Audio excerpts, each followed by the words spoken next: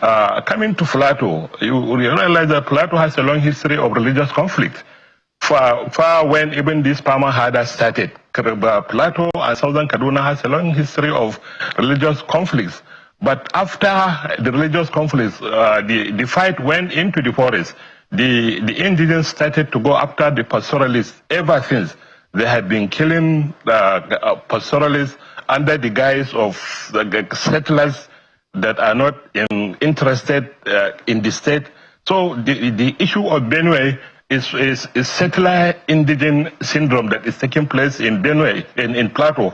It's not a religious conflict. There was a religious conflict in those years, but much later it became farmer harder. Then it became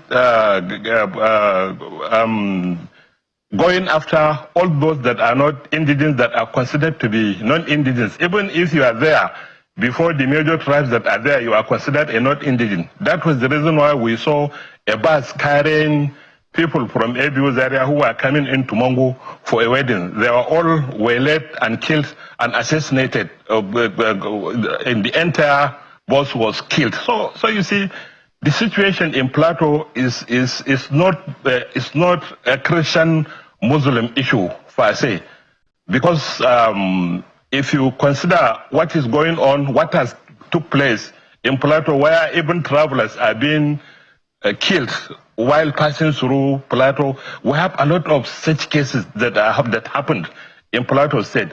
Before the coming of this governor, he is from Mongo. Mongo has never had any conflict throughout the time of Jang, throughout the time of Lalong. Mongo has never had any conflict. The Muslims and the Christians were staying peacefully there. But immediately when this current governor became the governor of the state, Mongo then started to go after the strangers who are in Mongo local government. That was what made Mongo what it is today, a center of conflict. But before the coming of this governor, it has never been a center of conflict. So if you see the situation in Plateau, it's more of settler indigene issue.